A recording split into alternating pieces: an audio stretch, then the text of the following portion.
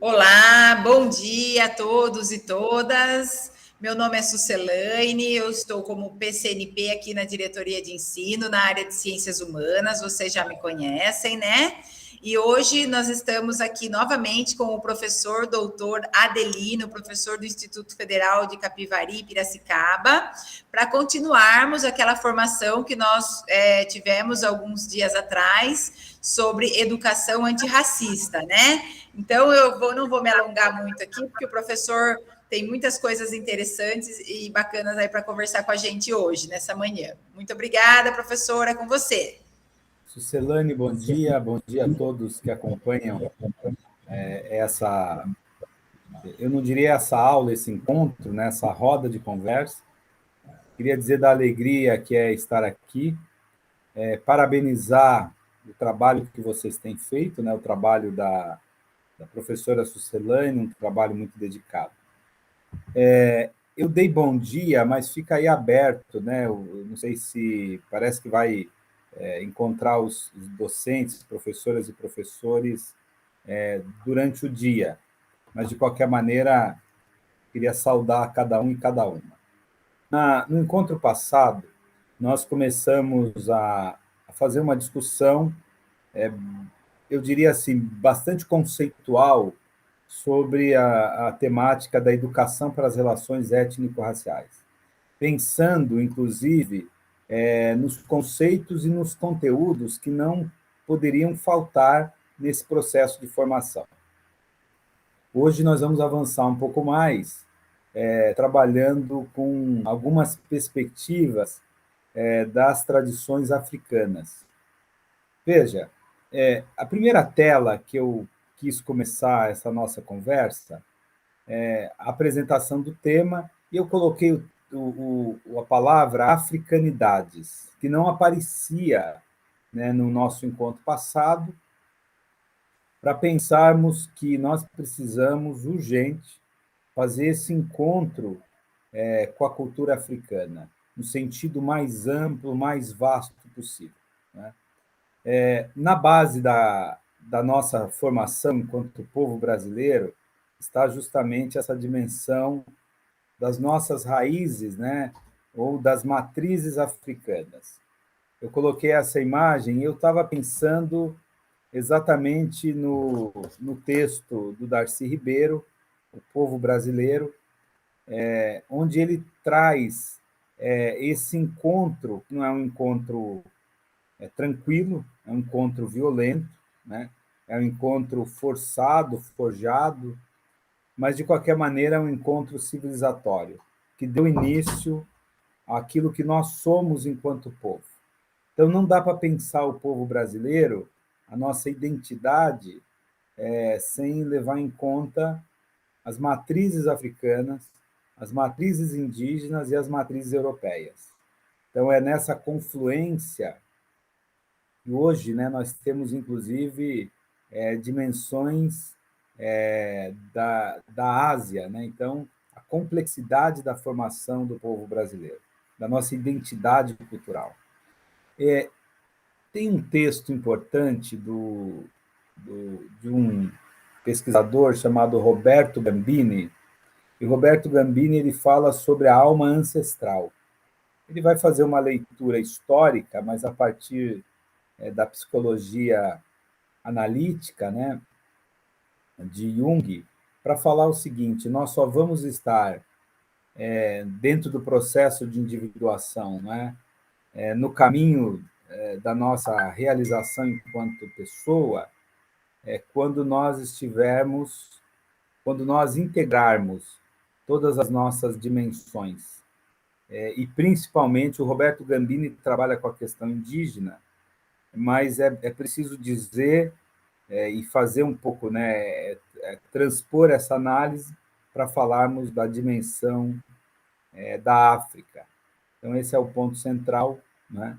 Enquanto nós não nos reconciliarmos com a nossa história, nós vamos sempre, na leitura do Roberto Gambini, sempre estarmos incompletos na nossa identidade humana, inclusive. Bom, O tema geral, então, é educação para as relações étnico-raciais. A educação é o lugar apropriado, é o lugar privilegiado, porque é na educação que se forma para a vida em sociedade. E é na sala de aula, no processo educativo mais amplo, mas principalmente na sala de aula, mas nos espaços, né, educativos, né, em toda a sua dimensão, com os vários profissionais da educação, que nós vamos formar para essas relações, né? Então, é preciso mudar, inclusive, a maneira que se trabalha o tema étnico-racial, a concepção de mundo. Vou falar um pouco sobre as tensões que tem tido essa temática, né? As várias concepções. Mas, se nós quisermos a construção de uma outra sociedade, a educação eu diria que é um ponto estratégico. Vou pedir para a Sucelane passar o slide, porque nesse segundo slide eu apresento uma definição que pode trazer alguma confusão. Na verdade, essa definição é retirada das diretrizes curriculares nacionais para a educação das relações étnico-raciais e para o ensino de história e cultura afro-brasileira e africana. Na página 13, há uma explicação importante, que diz assim: o termo raça foi ressignificado pelo movimento negro, que em várias situações utiliza com um sentido político e de valorização do legado deixado pelos africanos. Então, aqui, essa primeira fala é importante, porque há uma discussão, mas se fala em raça, se nós sabemos, né, do ponto de vista, inclusive biológico, que não existem diferenças de raça entre a humanidade, né? O termo é sempre etnia, nós temos diferentes grupos culturais e grupos étnicos. Mas o movimento negro ele vai dar uma conotação política, né? É importante também explicar o emprego do termo étnico. Na expressão étnico-racial, serve para marcar que essas relações tensas, devidas a diferenças na cor da pele e traços fisionômicos, o são também devido à raiz cultural, plantada na ancestralidade africana, que difere em visão de mundo, valores e princípios das de origem indígena, europeia e asiática. Então, aqui só para explicar por que se utiliza a expressão relações étnico-raciais, o termo raça com uma conotação política, na perspectiva, inclusive, de valorizar o legado dos povos africanos, e a dimensão, né, o termo étnico, para fazer o registro de que nós estamos falando, né, da visão de mundo, dos valores e dos princípios que vêm da Mãe África. Sucelane, pode passar, querida? Agora sim, né, no encontro passado, rapidamente nós fizemos uma linha ascendente para pensar o ponto de partida, né, a dignidade humana, o reconhecimento da dignidade da pessoa humana, até chegarmos à utopia.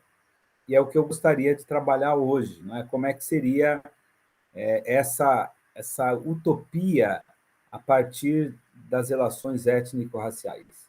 Quais são as relações que nós queremos construir e o que o continente africano ou as culturas africanas têm a nos oferecer para pensarmos uma outra sociedade? Isso aqui é um ponto fundamental. Eu vou logo dizendo que eu não vou ter condições de esgotar a riqueza daquilo que a África nos oferece. Mesmo porque a África é um continente imenso, né? Com representações culturais das mais diversas, e tem ali uma dinâmica que nós precisaríamos de vários cursos, né, sobre a história da África. Eu vou trabalhar algumas ideias que eu julguei, assim, de forma até subjetiva, numa escolha que eu fiz, mas uma escolha fundamentada em muitas leituras, sobre alguns temas que eu julguei como essenciais para esse debate, fundamentais, né? Então, a Sucelane vai agora passar para a lâmina fundamental do nosso encontro de hoje. Veja, educação para as relações étnico-raciais, ela tem um ponto de partida.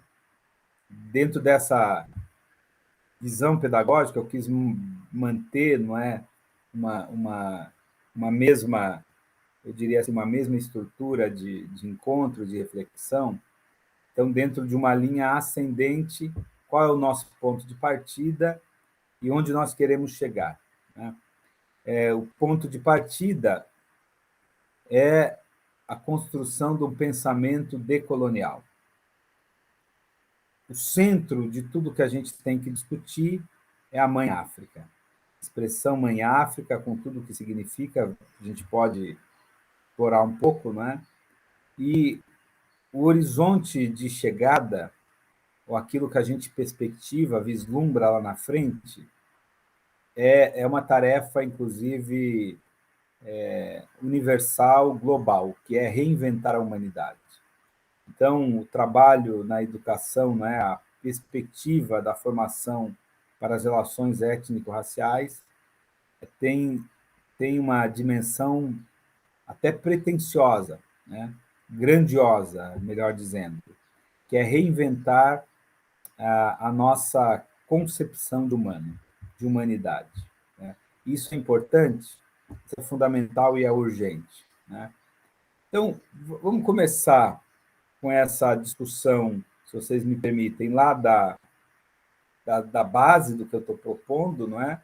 Até a gente chegar no final do nosso encontro a pensar qual é essa humanidade que pode surgir, né, e que tem que surgir, na verdade, uma urgência para isso, a partir daquilo que a Mãe África nos ensina. Pensamento decolonial. Esse é um termo que vocês certamente já ouviram muito, né? Mas é um termo que tem uma certa tensão e que pode levar a alguns equívocos, né? Eu vou falar de forma bem aberta a minha perspectiva, não é? E respeitando muito a leitura dos colegas e das colegas, né, que estão aqui, se for divergente. Então, a ideia do pensamento decolonial, ela tem um fundamento no trabalho do pensador, me fugiu o nome agora, eu acho que eu estou ficando, eu vou lembrando conforme eu for falando, né? O Fanon, o trabalho do Fanon, quando ele vai discutir a questão da, da colonialidade, e aí ele faz o contraponto à construção de um pensamento que é revolucionário, que é transformador, porque ele traz o germe de uma outra sociedade. Franz Fanon tem uma influência no pensamento que está sendo germinado ali no contexto da França, não é? Mas que vem também da Alemanha, que é aquilo que nós chamamos na filosofia de fenomenologia. A fenomenologia tem o grande expoente, que é Heidegger. Fanon ele vai conviver com o existencialismo de Sartre, mas vai trazer também, como todo pensamento que está germinando na Europa, e principalmente o existencialismo de Sartre, alguma influência do materialismo histórico, que é a construção filosófica de Karl Marx e Friedrich Engels. Mas essa visão do pensamento decolonial, por que eu estou colocando essas raízes? Então, uma raiz é o diálogo com a fenomenologia e com o existencialismo no limite, né? Não tanto com o existencialismo de Sartre, porque Fanon é contemporâneo de Sartre. Então, ele vai ter mais influência da fenomenologia de Heidegger, principalmente. Agora, ele também é contemporâneo a Heidegger, né, num determinado período. O pensamento decolonial é justamente o rompimento com uma visão colonizada, né? E de maneira muito concreta. Essa visão colonizada significa o quê? Toda essa leitura que vai dizer que o cabelo da menina negra, do menino, né, do negro, é um cabelo feio, é um cabelo duro, é um cabelo que não tem lugar, que vai dizer que a pele preta é uma pele feia, que todos os pretos são iguais, né? E que não há uma beleza. O pensamento colonizado é o pensamento que vai dizer que o negro só tem espaço nas atividades que exigem força física. O pensamento colonizado é o pensamento que rouba, né, que tira do negro qualquer inventividade, qualquer genialidade ou qualquer forma de intelectualidade. Então é preciso romper com esse pensamento. Eu coloquei o exemplo da menina porque ontem, veja, né, me ligou uma aluna, uma jovenzinha, que ela queria fazer uma postagem agora no dia 20, né, no dia da consciência negra, e ela entrou no Instituto Federal agora, está no primeiro ano do integrado, e ela viu a minha foto, ela teve dificuldades, inclusive, de dizer que eu sou negro. Ela falou, eu vi, professor, que o senhor é pardo, que o senhor é moreno, né? E ela falou, eu tenho feito uma experiência no Instituto Federal, porque está em aula remota, né? Então, ela falou, eu tenho feito uma experiência, eu estou me descobrindo na minha dimensão afro. Então, eu sempre evitei fazer qualquer debate, mas sempre sofri muito racismo. E ela contava que uma das formas, né, na escola, que ela sofria era falarem do cabelo dela. Então, esse é o pensamento colonizado. Como é que nós vamos avançar para o pensamento decolonial? É a reconstrução de uma forma de pensar a África e de pensar a negritude, né? De pensar a nossa herança africana, pensar na perspectiva religiosa, porque o pensamento colonial transformou as manifestações religiosas como superstições, como manifestações demoníacas, as tradições evangélicas, né, o neopentecostalismo, de modo particular, elegeu as religiões de terreiro como espaço da manifestação do próprio diabo, né, do próprio mal. E aí, porque se o discurso neopentecostal tinha como base, né, a extirpação do demônio, né, o exorcismo, então as religiões de terreiro era onde esse demônio aparecia, né? Então esse processo de negação total, talvez esse seja o termo para a gente reduzir, né, essa nossa análise, que é colocar a África como não ser. É um conceito importante, não é? Então tudo que vem da África é negado em sua dignidade. Então, o pensamento decolonial é o percurso de você desconstruir essa visão colonizada. O termo desconstruir é importante porque não é só destruir, é desconstruir numa perspectiva de você, de fato, recolocar, né? O processo de desconstrução, como nos ensina o próprio filósofo Nietzsche, não é? É você não só derrubar o que está posto, mas você recompor, ressignificar. E eu queria fazer uma observação para a ideia do pensamento decolonial. Qual que pode ser a armadilha, né? Alguns autores acabam na linha de construir um pensamento decolonial, negando tudo que foi produzido pelo Ocidente. Então, a gente não pode esquecer que o Frantz Fanon ele é um homem que tem uma ilustração e uma formação a partir da perspectiva ocidental, inclusive. Então, não é você negar e não se utilizar dos autores do Ocidente, que oferecem chaves de leitura importantes, não é?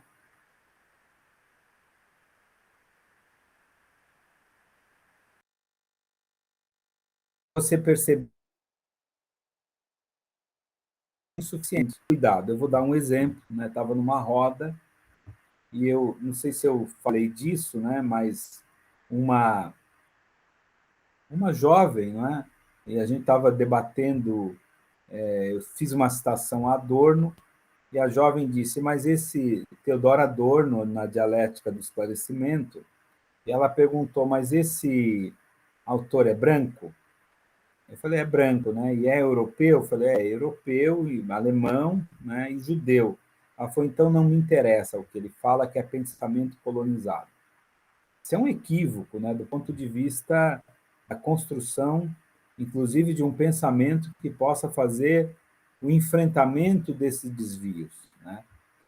Pensar que o decolonial ele precisa, inclusive, dialogar com os vários autores.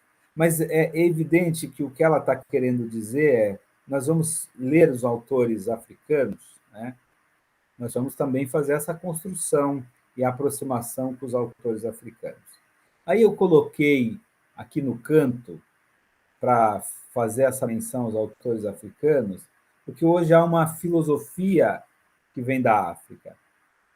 Essa filosofia africana, ela é uma filosofia que lembra, em certa medida, a filosofia latino-americana, a filosofia da libertação na América Latina. Então, eu coloquei, por exemplo, crítica à necropolítica, a leitura, né, a reflexão sobre a necropolítica é uma leitura e uma reflexão que vem dos filósofos africanos.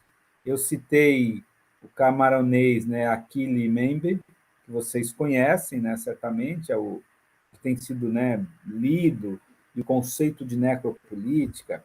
O conceito de necropolítica, no final, está nos dizendo, né, sobre aqueles que a sociedade define que podem morrer, né, as vidas que não têm valor ou que são desvalorizadas, né, no processo da globalização ou na dinâmica do capitalismo ou na violência de uma sociedade que nega as possibilidades de vida para alguns grupos e os negros, dentro da visão macro, né, global, eles são sempre aqueles que podem morrer. Bom, mas isso para pensar o que? Há uma filosofia africana que precisa ser conhecida, uma literatura, uma cultura, e é essa filosofia que pode nos conduzir a um pensamento decolonial. O racismo, ele é a expressão também dessa visão colonizada, né? Tudo bem, se vocês depois quiserem discutir, eu acho que essa é um debate importante, né? A minha posição, para encerrar, é dizer que nós precisamos conhecer os autores, que alguns chamam, né, os autores que retratam, né, o olhar da branquitude. Precisamos conhecer principalmente os clássicos, né, para avançarmos num pensamento decolonial, que seja de fato crítico e que produza emancipação e autonomia. Aí são dois elementos do pensamento decolonial, que se desdobra, né, hoje da filosofia africana, que é a visão de uma autonomia, né, que vem desde a África, e essa autonomia que nos leva a um processo de emancipação, né, de libertação. Por isso que eu falei que o pensamento, a filosofia africana, ela tem um diálogo profundo com a filosofia latino-americana. Pela experiência que nós, como latino-americanos, temos também da negação, né, do não ser na América Latina. A gente pode pensar do não ser, né, da África, né, das populações africanas. Eu coloquei aqui no centro a Mãe África. E a gente tem que falar essa expressão com ênfase, não é? O continente africano é um continente que tem, eu posso usar a palavra legado, né? e é esse continente que tem os povos mais antigos e que, ao mesmo tempo, é negado em tudo aquilo que ele ofereceu e oferece à humanidade. Nós, no Brasil, né, nos nossos currículos, no mundo acontece isso, né? Nós falamos muito rapidamente da África e vamos estudar a formação da Europa de maneira muito detalhada, né? É preciso mudar esse prisma na estruturação da grade curricular. E aí, quando eu coloco a Mãe África, na linha aqui descendente, né, abaixo, eu coloquei primeiro uma perspectiva mitológica. Não sei se os professores de história têm feito esse movimento nas aulas de filosofia ou de história, quando se fala da mitologia, trazer esse universo dos mitos africanos. Há uma riqueza fenomenal, né? E há uma sabedoria profunda. O Reginaldo Prandi, aquele professor da USP, ele fez um trabalho muito importante de reunir essa mitologia, né, naquele livro, A Mitologia dos Orixás. É um bom instrumento. Por que é importante? Porque hoje a juventude tem um certo fascínio pela mitologia. E aí a gente vai lembrar dessas... Eu falei hoje, né, agora eu fiquei confuso, né? Porque tem aí uns 20 anos, talvez, Harry Potter, que é um pouco a questão, né, das tradições célticas, né, da bruxaria, mas eu estou pensando aquele Percy Jackson, que vai trabalhar exatamente a questão da mitologia grega, mas há um resgate, um encantamento em relação aos mitos gregos. Mas por que nós não trazemos em sala de aula o conhecimento da mitologia africana, já que a gente vai discutir mito, né? Eu tenho feito esse exercício com os meus alunos, mas é preciso também mudar, porque o que acontece? Quando você pega os poucos vestibulares que trabalham conteúdo de filosofia, o conteúdo é sempre mitologia grega, né? Quando cai mitos, né? Então, sem deixar de trabalhar mitos gregos, avançarmos para o conhecimento da mitologia africana. E aí eu coloquei duas expressões, né? Há uma cosmologia, uma visão, uma organização, né, do cosmo, uma cosmovisão africana, e há uma perspectiva epistemológica. Epistemológica aqui é para dizer o seguinte: existe uma ciência, uma maneira de pensar o mundo, né? Não pensar o mundo cosmologicamente, que aí já está lá na visão cosmológica, mas a epistemológica é uma maneira de produzir conhecimento, que vem da África. Por isso que é importante trabalhar o tema de africanidades. Africanidades representa essa dimensão da cultura, né? Da dimensão religiosa, da dimensão da ciência, da construção de um pensamento e de uma cosmovisão africana. E aí, avançando, né, essa Mãe África, que é tomada por conhecimento, que é tomada por diversas tradições.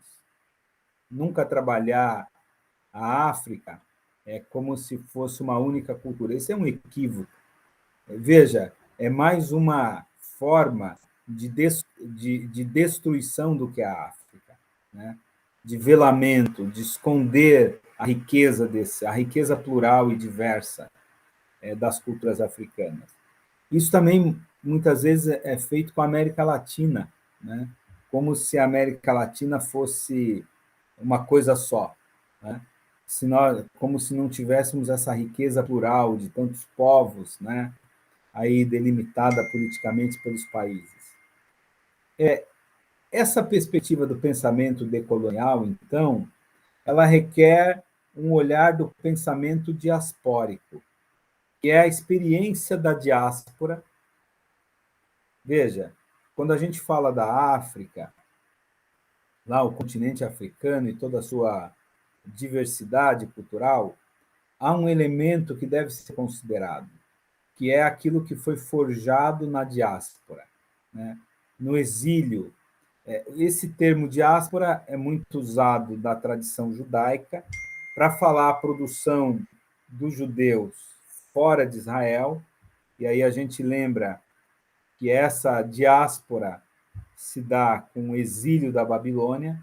Então, é preciso entender que nós, na nossa Constituição enquanto povo brasileiro, nós somos também filhos, né, de povos exilados. E essa ressignificação que vai se dar no exílio. Então, qual é o sentido da diáspora, estar fora da África, para os africanos, né? Para os afrodescendentes, aqueles que vão constituir o povo brasileiro. E aí eu passo, num segundo momento, a fazer um movimento que eu queria chamar a atenção de vocês. Eu coloquei a Mãe África no centro, abaixo, algumas perspectivas fundamentais, que pode ser reduzido, né, ou sintetizado na expressão africanidades, né? E a base de tudo é o pensamento decolonial. E aí agora eu avanço com algumas ponderações que eu queria fazer. A partir da África, o que nos vem, né? Primeiro, a originalidade de um pensamento. A originalidade da sutileza de um pensamento. Eu coloquei o exemplo, né, o pensamento Nagô, para dizer que nós precisamos resgatar e conhecer essa maneira de registrar o mundo, que é inclusive uma forma epistemológica, uma sabedoria, um conhecimento sistematizado, né, que vem das tradições africanas e aí especificamente, né, o pensamento Nagô. Dentro dessa dinâmica da Mãe África, há um princípio que está presente de uma certa maneira, de uma maneira certa na nossa identidade brasileira, que é a noção de ancestralidade. Veja, qual é a consequência dessa visão da ancestralidade? De forma simples, a gente pode falar é o respeito pelos mais velhos, né? Mas a ancestralidade é perceber o valor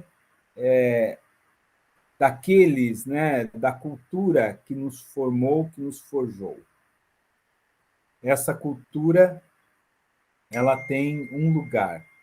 Do ponto de vista mais objetivo, é o respeito aos mais velhos, mas é também ao legado dos mais velhos, né? Essa visão de ancestralidade significa, do ponto de vista, inclusive, social, a construção de uma referência. Qual é o meu lugar no mundo? Eu tenho uma história. Veja, isso aqui é muito importante. Eu estou aqui alargando, né? Vocês podem fazer essa discussão em sala de aula em vários aspectos. Mas aquela ideia que está sedimentada, que é o pensamento colonizado, e quem tem história é quem veio da Europa. Outro dia, minha filha vem, não é, da escola, e a amiguinha que tem uma ascendência, né, italiana, vai dizer, não, porque o meu sobrenome tem uma história lá na Itália. E minha filha veio com essa questão, e eu falei, filha, mas qual é o sobrenome que não tem uma história? Essa dimensão da ancestralidade, o reconhecimento da força ancestral que está em nós. Mas é também a percepção mais evidente de que nós somos herdeiros de uma história. E essa história, no limite, recoloca a ancestralidade da humanidade inteira. Então, se é para fazer uma disputa de história, né, a história dos povos africanos é uma história que remonta às origens mais remotas da humanidade em seu conjunto, né? Então, todos nós temos uma dívida ancestral, uma dívida no sentido, né, de que nós temos uma herança a ancestralidade africana. Mas, de modo particular, de modo mais das relações subjetivas, é dizer que essa minha ancestralidade ela tem uma dignidade, é reconhecer isso. Vou dar um exemplo, né? Então, quando eu falo do meu cabelo, olha, meu cabelo é enrolado, meu cabelo mais crespo, é um cabelo que tem uma história ancestral. Trago no meu fenótipo essa ancestralidade que pulsa em mim. Reconhecer e admirar a dimensão da ancestralidade. Bom, essa é uma reflexão mais filosófica. Agora, e do ponto de vista das relações que se constituem a partir da ideia da ancestralidade? Né? Uma sociedade que cuida dos anciãos, dos mais velhos, né? Uma sociedade que admira os mais velhos e que entende que há uma sabedoria nos cabelos brancos, né? Que reverencia os mais velhos. Há um ditado, né? Uma frase africana que diz o seguinte, né? Eu devo me curvar diante daquele que está sentado, que já se curvou diante daqueles que o precederam. Então, o lugar de dignidade, né, de estar sentado e eu devo me curvar, porque aquele que é mais velho, ele traz uma sabedoria. Olha, veja, a gente está falando isso aqui e não é nada, não é nenhuma novidade. Mas é novidade trazer esse elemento para pensar as relações a partir da África. Eu vou dar um exemplo, na tradição judaica, a questão da ancestralidade também tem uma força, não é? E o mundo inteiro reverencia, porque ali está a base, não é, da cultura ocidental, a questão do judaísmo, né? E o mais velho, o ancião, ocupa um lugar de destaque. E aí todo mundo celebra essa sabedoria da cultura judaica. Mas essa é uma sabedoria africana, que é posta muito antes, inclusive, né? Se a gente quiser fazer uma relação de temporalidade. Do ponto de vista histórico, há uma visão que vem da África que antecede. Né? A gente poderia até perguntar se os judeus, né, se o judaísmo não aprendeu essa reverência com os povos africanos em algum momento. Se apropriou. Né? Então, a gente precisa ressaltar isso. Agora, tem uma outra questão importante da ancestralidade, que é a dimensão simbólica de tudo isso. Numa sociedade que produz, como a nossa, tanta violência, e as pessoas se colocam, né, como desencontradas socialmente, a ancestralidade te dá um lugar, uma referência.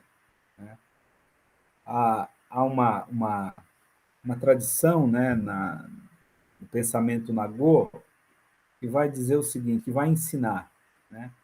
Quando um jovem comete um crime, por exemplo, e ele transgrediu, né? Ele rompeu com a dinâmica da sociedade. E aí ele vai ser inserido, né, naquele grupo, numa roda, e as pessoas vão relembrando o nome do pai dele, o nome da mãe, o nome do avô, da avó, do bisavô, para mostrar que ele tem um lugar naquela sociedade. Ora, a força arquetípica de uma ação como essa é impressionante. Né? Essa leitura de que eu cometi um crime, mas eu continuo ligado a uma humanidade. E veja a sabedoria. A sabedoria é o quê? É me reconectar a essa humanidade que eu rompi com a minha ação violenta e criminosa. Vocês sabem o que isso vai levar? No campo dos direitos humanos, por exemplo, eu nem coloquei aqui na tela, preciso lembrar de colocar, né? A justiça restaurativa. Hoje é um campo da justiça que vai falar de como restaurar. A justiça restaurativa ela parte do princípio seguinte, né? Eu cometi um crime, uma violência contra um outro, né, um irmão, e essa violência, ela agride o outro, mas ela também agride a minha humanidade. Então, eu preciso ter um processo de restauramento. Essa restauração, desculpa, né, eu falei restauramento, um processo de restauração.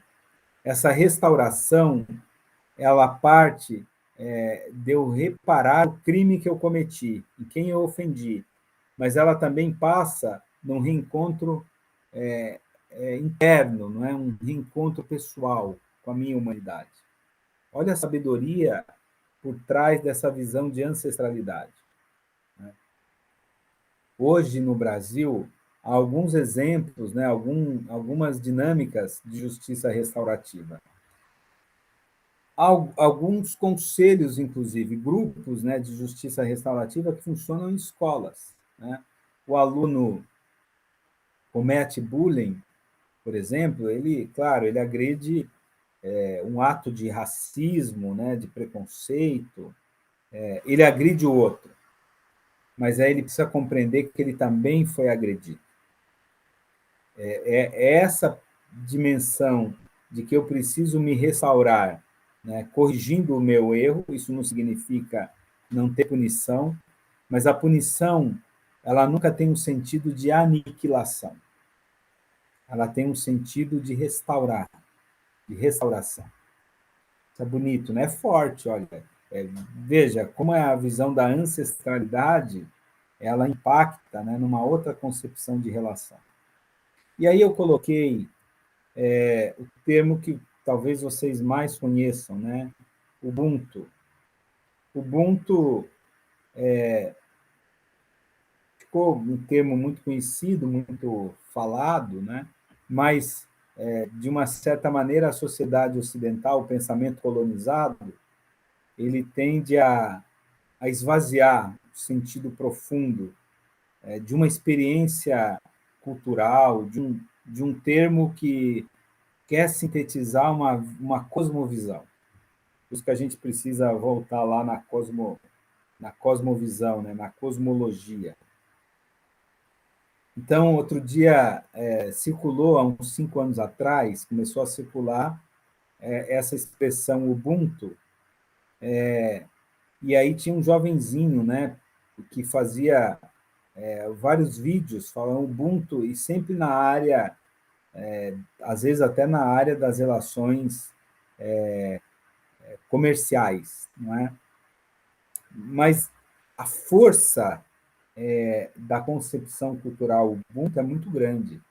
E aí eu coloquei essa imagem, né? A Sucelane até fez um elogio à imagem, né?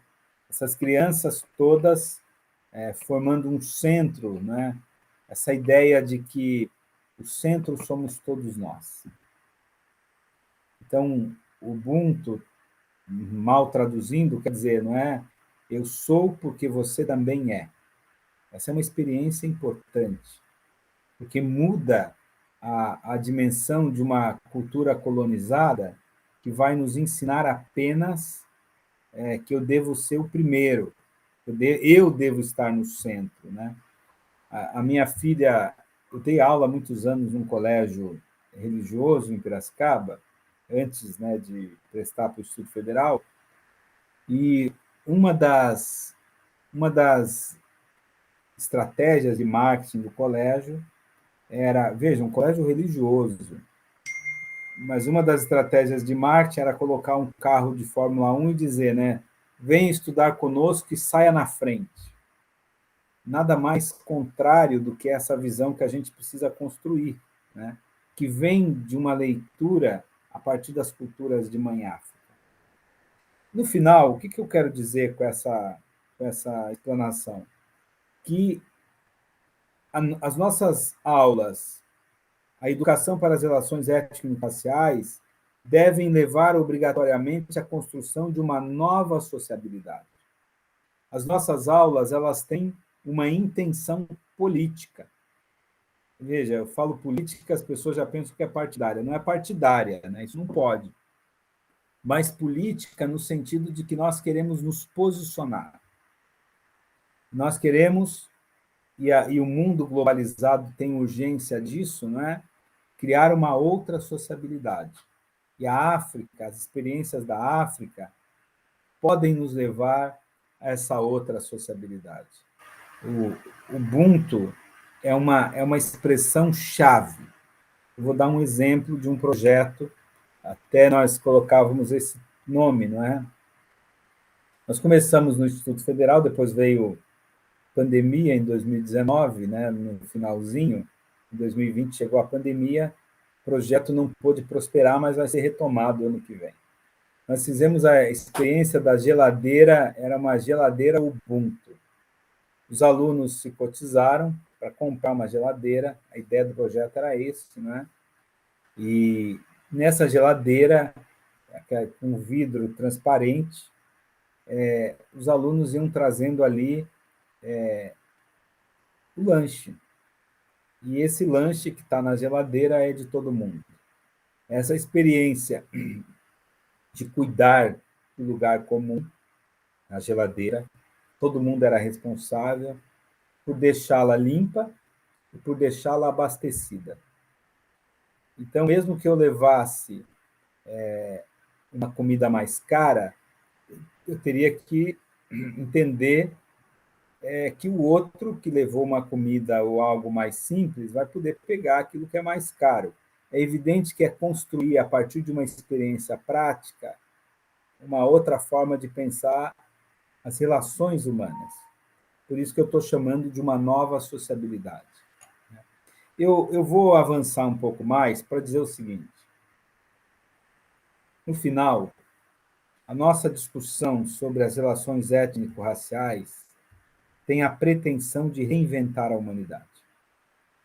Alguém vai fazer uma objeção, pô, professor, mas na África, quando se fala em África, só tem coisas boas? Não. A gente não pode partir de uma visão idílica, romantizada. A África é um continente de pessoas. E as pessoas, sejam elas europeias, latino-americanas, né, americanas, no sentido mais geral do nosso continente, elas orientais, né, elas têm grandezas e elas têm limites, né?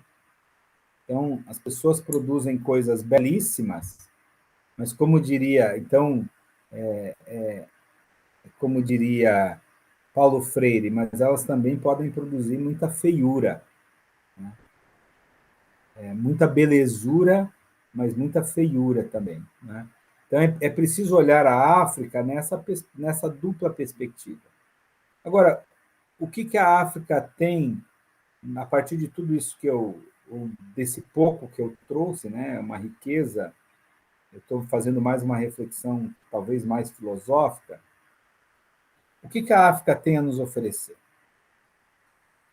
Quem não entendeu, né? Primeiro, nós vivemos uma cultura marcada pela necropolítica, onde alguns dos 7 bilhões, né, no mundo, alguns têm o direito de viver e outros são marcados para não viver.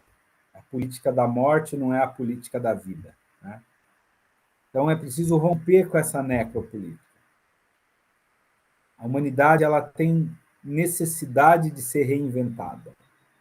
Essa dinâmica do consumo exacerbado, de que eu saio na frente, de que eu sou o mais bonito, o mais forte, é uma dinâmica que levou a humanidade a um esgotamento.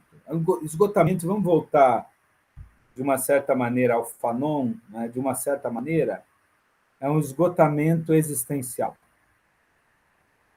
Então, é preciso agora uma nova maneira de conceber as relações humanas.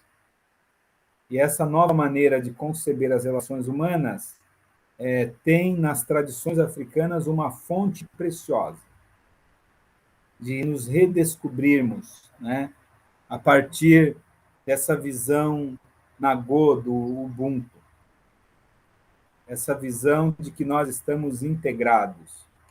Quando nós lemos, veja, a força, inclusive, né, da mitologia africana, na direção de pensarmos a integração com a natureza. Os orixás, né, são forças da natureza, e são forças que rompem com aquela visão ou eu sou bom ou eu sou mal, maniqueísta, né? O maniqueísmo lá, para usar o termo da filosofia e da espiritualidade que vem da Grécia, né? Essa visão maniqueísta. O maniqueísmo, ele coloca... Então, a cosmovisão africana nos ajuda inclusive, trabalhar com os nossos limites, né?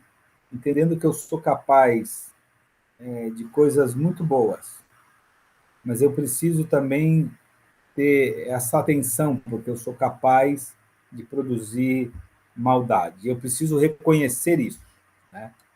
O que eu estou querendo dizer é que a humanidade ela chegou a um momento, principalmente na lógica do consumo, onde tudo se transforma, né, em mercadoria, consumo mundo, ela chegou ao esgotamento na relação entre as pessoas, nas relações interpessoais, ela chegou ao esgotamento na questão planetária, né, a crise, né, climática, ambiental, e nós precisamos de uma reinvenção.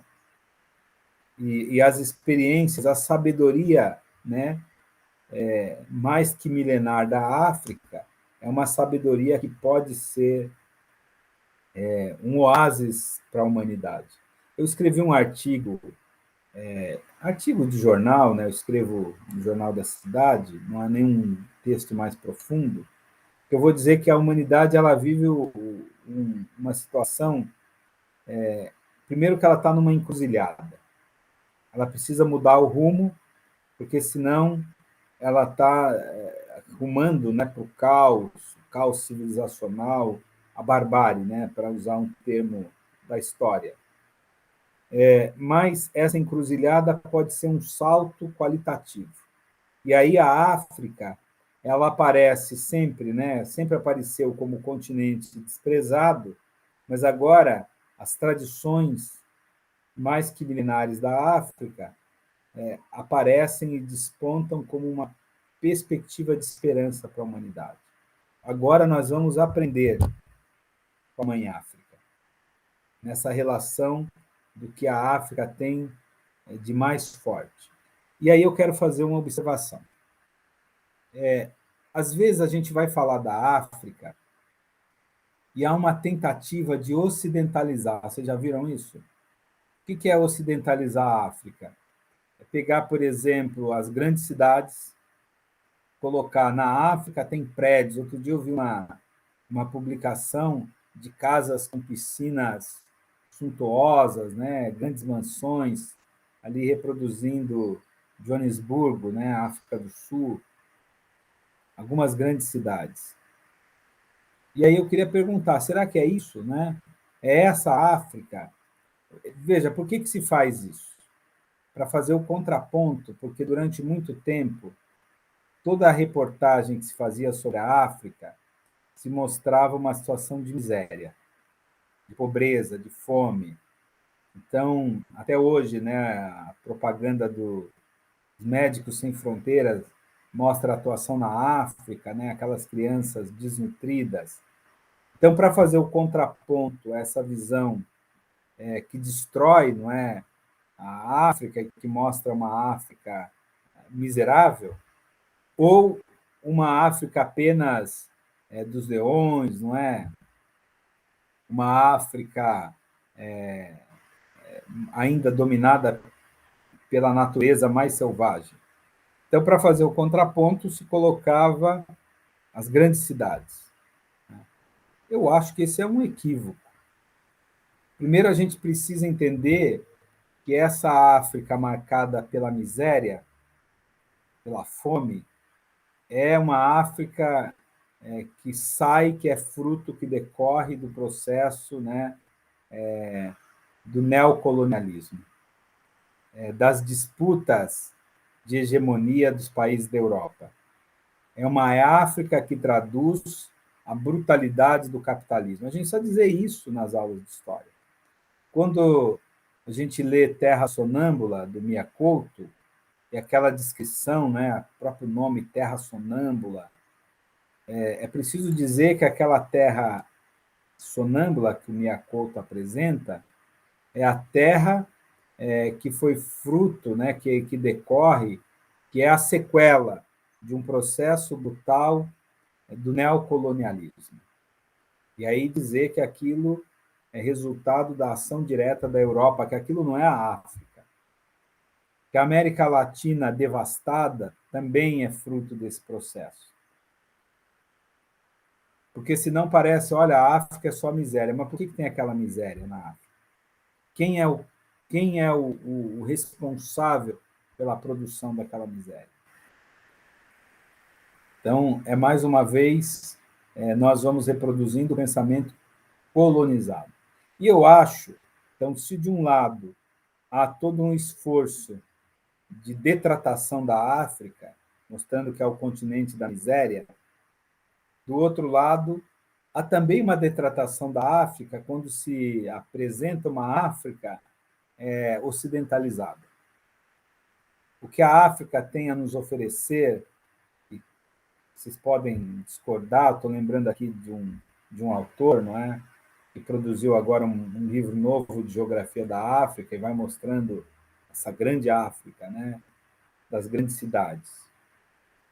Vocês podem discordar, então, mas o que eu estou querendo dizer, o que a África tem a nos oferecer é essa visão ancestral, é o Ubuntu, é o pensamento Nagô, o pensamento original.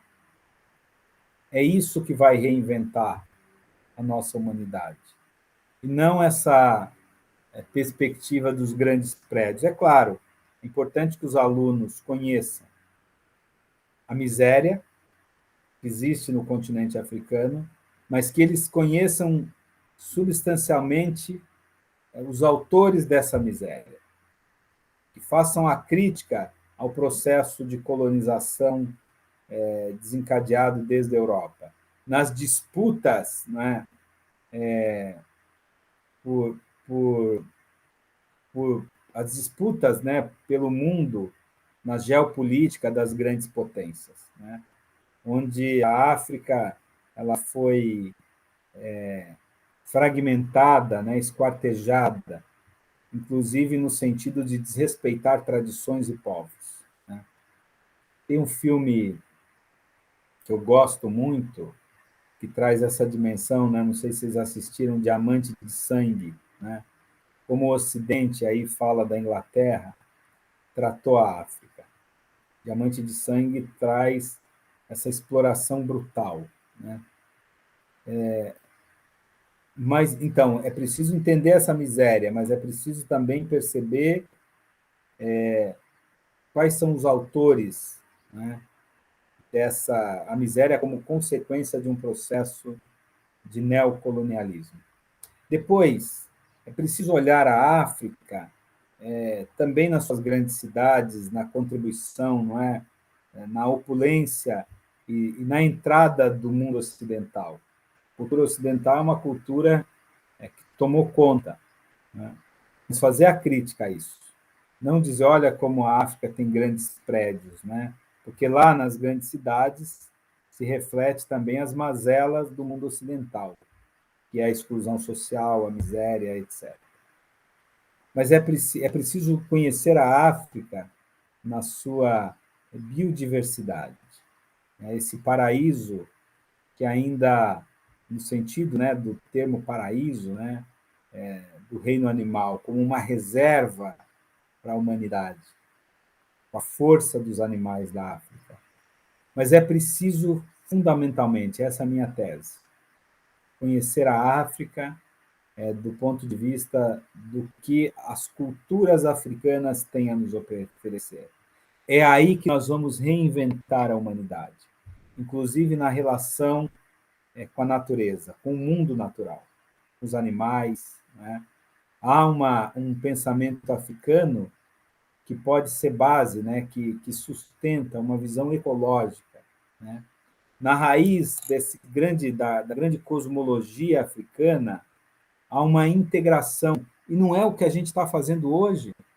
Quando você lê, por exemplo, não é, os documentos do próprio Papa Francisco, quando ele fala de uma espiritualidade que integra homem e natureza. O que eu quero dizer, caros professores e professoras, educadores em geral, é que essa sabedoria que a gente se fascina tanto quando lê o texto do Papa Francisco, é uma sabedoria que está lá, nas tradições africanas. Quando a gente vai beber nos textos, nas mitologias africanas, há uma sabedoria profunda que nos ensina a relação com a terra, a sacralidade da terra, para usar um termo ocidental, que nos ensina a relação com o outro. Qual é o caminho para se resgatar uma humanidade ferida, maculada? É o caminho de a conexão, ou a reconexão com a ancestralidade.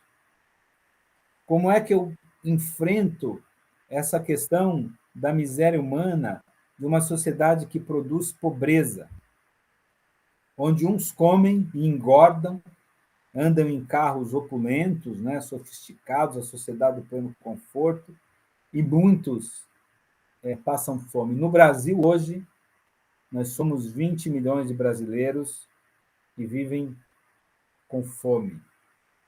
Como é que nós vamos reinventar? A partir de uma outra lógica, né, de relação com os bens, Ubuntu, essa outra cultura.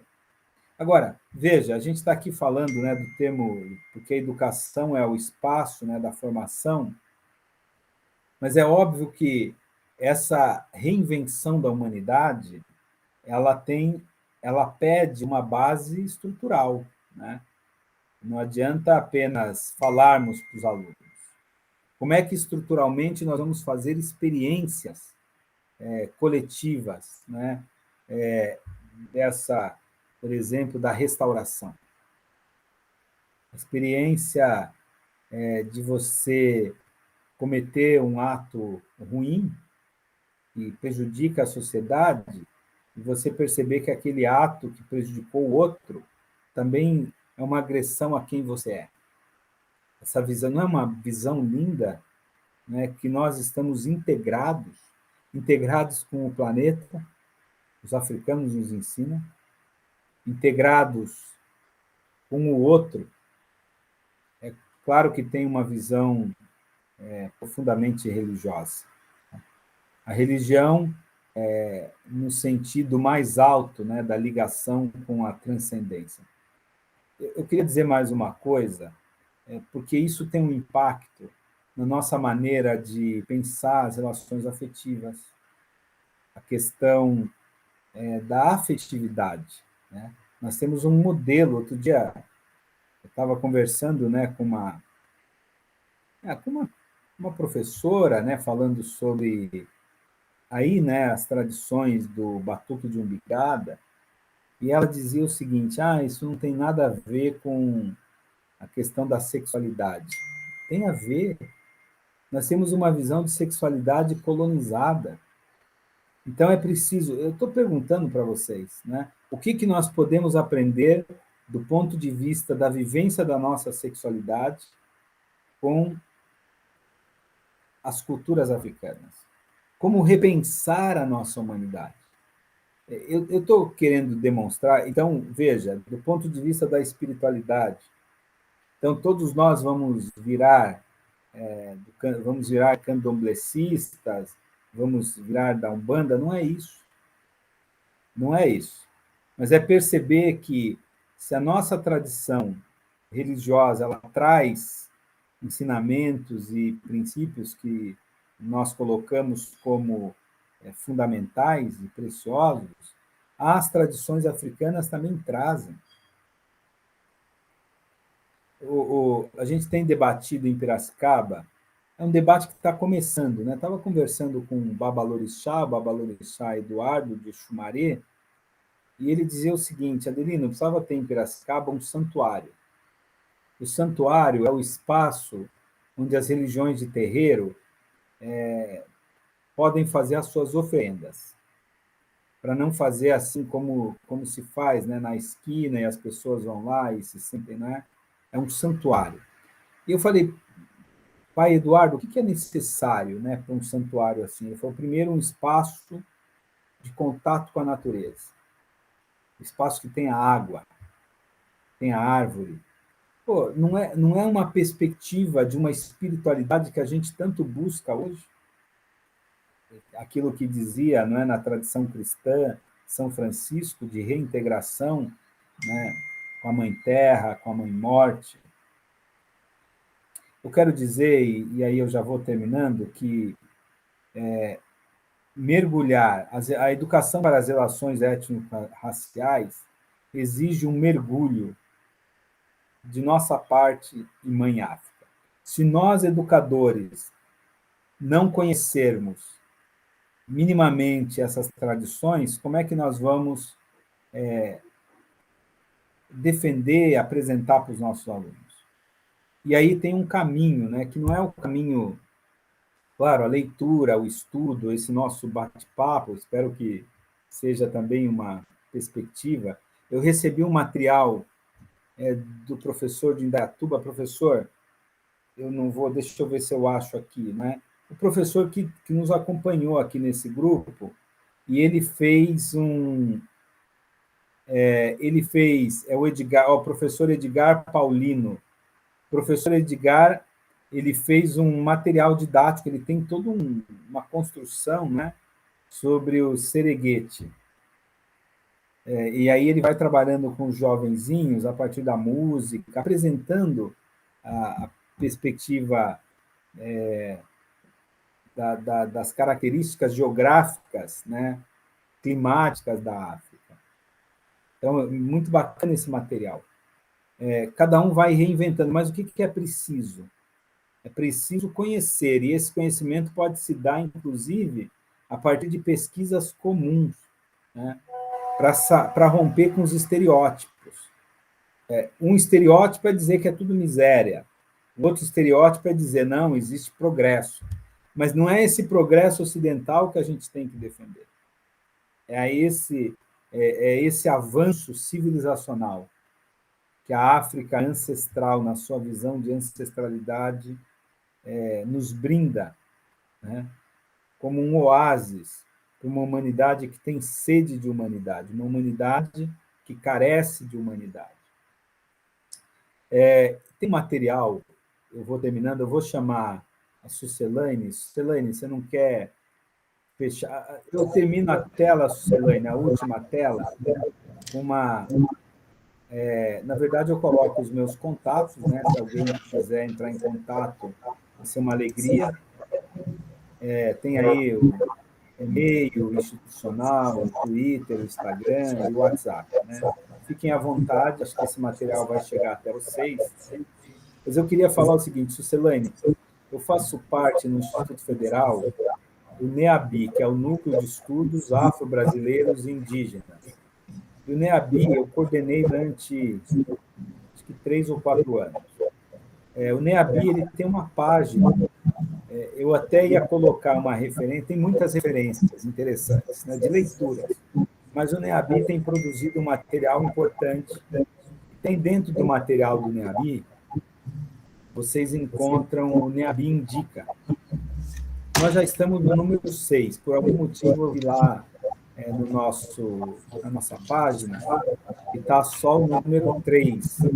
Então, são 3, vocês têm acesso, né? Então, lá dá dicas de livros, dá dicas de como trabalhar filmes em sala de aula, inclusive de atividades, dá dicas de leituras, né? Traz lá livros e toda uma referência bibliográfica. Então, eu gostaria de indicar o site do NEABI do Instituto Federal, né? Se vocês digitam na internet NEABI, IFSP, Instituto Federal de São Paulo, vai aparecer o link para o site, ali tem uma riqueza de material, né? Eu queria dizer que, para a Sucelaine, que é uma alegria fazer esse diálogo. É uma pena, Sucelaine, que esse diálogo não seja, de fato, numa roda de conversa. Na imagem, né, nas tradições africanas, tradição Magô, tem a figura do griot. O griot é aquele que vai, é o mais velho, lembra, né, a ideia da ancestralidade, e ele vai contando história. A beleza da sabedoria daquele que traz a história dos antepassados. Vocês já ouviram falar do griot? Certamente a expressão vocês já ouviram, mas todo mundo certamente conhece. Tem um livro de um... eu tô me esquecendo, mas tem um livro importante de um historiador judeu, de um literato do judaísmo, que é As Palavras. É um livro que foi muito vendido e ele vai falar sobre as tradições judaicas e a importância dessas tradições, dos relatos. Né? Mas nós temos o griot, a ideia dessas narrativas e das histórias que devem ser contadas. Por isso que o livro do Reginaldo Prandi, Mitologia dos Orixás, é tão importante. Para que a gente, em sala de aula, possa resgatar essas histórias. E com os alunos, né, inclusive com a perspectiva da interpretação deles, a riqueza da interpretação, eles possam também conhecer, né, e falar, nossa, há uma sabedoria da África que eu não sabia. Eu achei que a África era só a terra dos leões, mas há uma sabedoria mais que milenar. Queria agradecer, Sucelaine, o espaço, né? A gente tem aí possibilidade de um outro encontro, né, para falar de direitos humanos, estou à disposição, essa é uma temática que eu tenho pesquisado. Espero ter ajudado, né? Para mim foi um prazer enorme esses 2 encontros e esse diálogo que, inclusive, me obrigou a sistematizar algumas ideias. E ao longo, o bacana desse encontro com vocês é que ao longo da exposição eu vou lembrando, olha, tem mais essa referência, né? Tem que colocar o griot lá nessa nova sociabilidade. Sucelaine, volto a palavra a você, agradecendo a oportunidade desse diálogo tão rico. Professor Adelino, professor doutor Adelino, nós que agradecemos infinitamente, os professores, nós tivemos um retorno muito bacana no primeiro encontro, todos, inclusive os PCNPs de outras áreas, né? Esse ATPC nós vamos reproduzir para todas as áreas, né? Não só ciências humanas, sociais aplicadas, mas o pessoal de linguagens, o pessoal de ciências da natureza e matemática pode se beneficiar muito desse diálogo, dessa nossa conversa, né? Eu agradeço demais, eu peço para o pessoal, eu também sinto que a gente não tenha conseguido fazer presencialmente, ainda estamos no momento pandêmico, né? Apesar de muitos já estarmos vacinados e tal, né? Ainda o coronavírus ainda está atacando por aí, né? A gente sabe disso, mas o pessoal pode ir no chat fazer perguntas, questionamentos, né? E aí, se o professor não tiver disponibilidade de estar na terça, na quarta e na quinta, no período da manhã, para responder, eu fico responsável por repassar essas dúvidas, né? Para que esse diálogo seja estreitado o mais possível. E assim como o professor falou, nós temos aí a possibilidade de um terceiro encontro falando sobre direitos humanos, e quem sabe já nesse terceiro encontro a gente possa se reunir presencialmente, né, professor? E fazer essa roda de conversa, que seja um debate, algo mais próximo mesmo do jeito que a gente gosta, do calor humano, né? Eu fiquei muito emocionada com muitas falas, aí fiquei muito feliz com essa... todo mundo sabe que eu faço parte do Conviva aqui na diretoria de ensino, que fala muito sobre a convivência, sobre o clima escolar. Então, quando você fala do Nagô, né, da tribo, quando eu agrido o outro, isso também agride a minha humanidade, isso me tocou profundamente. Então, essa é uma formação, quem sabe, se o pessoal das escolas conseguir reproduzir, inclusive para os vice-diretores, né, ela vai estar disponível no nosso site, no YouTube, para assistirem da forma que quiser, quando quiser. Mas, assim, eu já super recomendo para o pessoal pessoal do Conviva também, que trabalha com essa mediação de conflitos aí, né? Que trabalha com a questão do clima escolar nas nossas escolas.